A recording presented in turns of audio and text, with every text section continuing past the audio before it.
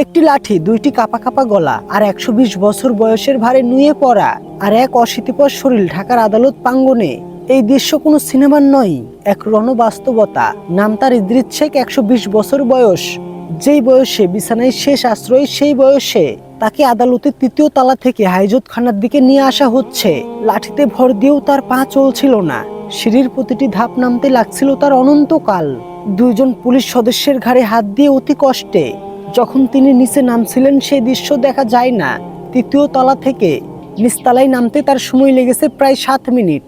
আর দূরে দাঁড়িয়ে এই অসহায় দৃশ্য দেখছিলেন তার ছেলে বাবু শেখ।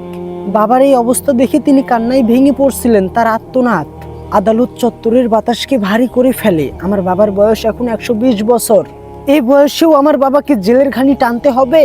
ছেলের কান্না দেখে স্থির থাকতে পারেনি 120 বছর বয়সী বাবা। হাইজতখানায় ঢোকার আগে তিনিও কান্নায় ভেঙে পড়েন সন্তানের সাথে। কাপা কাপা গলায় শুধু এতটুকুই বলতে পারলেন, আমার বয়স এখন 120 বছর। এই বয়সেও আমাকে জেলখানায় যেতে হচ্ছে। আমি ন্যায্য বিচার পেলাম না।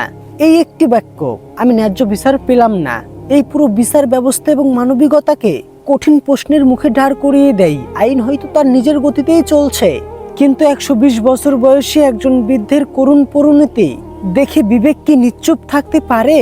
এই দৃশ্য শুধু একজন বৃদ্ধের কারাবাসের গল্প নয়, এটি আমাদের সমাজের প্রতি, আমাদের মানবিকতার প্রতি এক নীরব কিন্তু জোরালো প্রশ্ন।